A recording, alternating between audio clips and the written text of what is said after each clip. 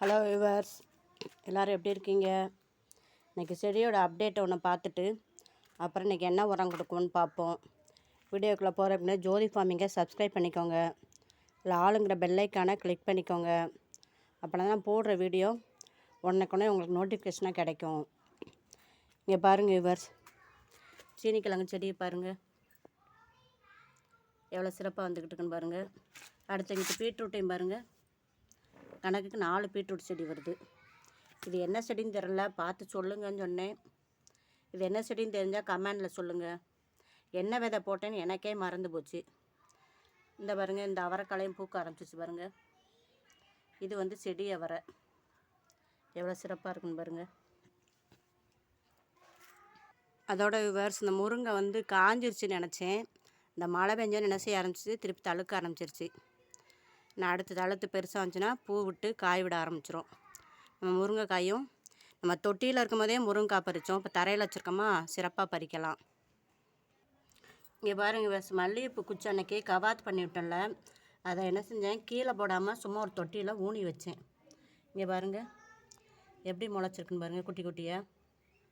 இப்போ அந்த மல்லிகைப்பூ செடிக்கு தான், மல்லிகைப்பூ, செம்பருத்தி, ரோஜா செடி தான் என்ன செய்ய போகிறோம், ஒரு ஃபெர்டிலைசர் கொடுக்க போகிறோம். அது என்னென்னு பார்ப்போம் வாங்க.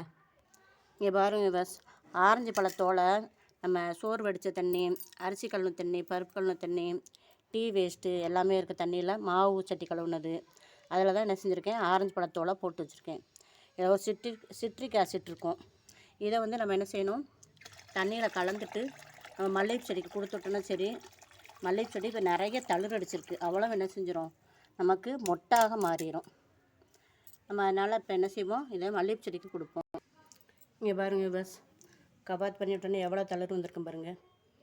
1 2 எண்ணவே முடியாது, அவ்வளோ தளர் இருக்குது, ஏகப்பட்ட தளர் இருக்குது. இந்த பாருங்கள், மொட்டு வந்துருச்சு பாருங்கள். எப்போ வந்தாலும் சரி 3 மொட்டு வருவாங்கன்னு சொல்லுவேன்ல, 3 மொட்டு வந்திருக்கு பாருங்கள். எவ்வளோ செடி சிறப்பாக இருக்குது பாருங்கள். இதுக்கு என்ன செய்வோம், இந்த தண்ணியை நம்ம கொடுத்து விட்ருவோம். இந்த உரத்தை தான் ஃபஸ்ட்டு வெயில் வரும். இந்த பாருங்கள், இந்த வெட்டி தான் இலையை கடிக்கிறது தெரிதான் பாருங்கள். இப்போ இதை எடுத்து என்ன செய்யணும், நசுக்கி போடணும்.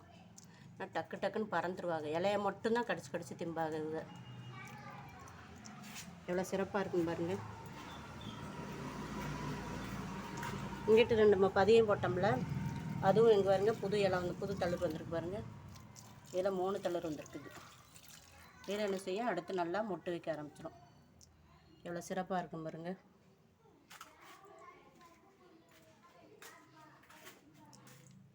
அடுத்தாப்புல நம்ம செம்பருத்தி செடிக்கும் தண்ணியவே கொடுத்து விட்ருவோம்.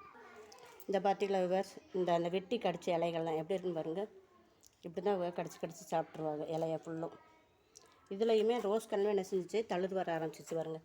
நம்ம பூவை எடுத்து முடித்தோம்ல, இங்கே பாருங்கள், இந்த ஒரு தளிர், இங்கே ஒரு தளிர், ஏகப்பட்ட தளிர் வர ஆரம்பிச்சிருச்சு.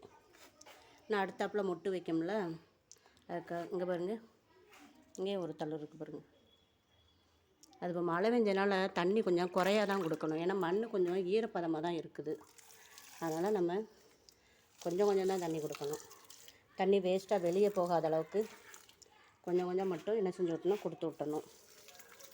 எவ்வளோ சிறப்பாக இருக்குன்னு பாருங்கள். வீடியோ பிடிச்சா லைக் பண்ணுங்கள், சப்ஸ்கிரைப் பண்ணுங்கள் ஜோதி ஃபார்மிங்கை,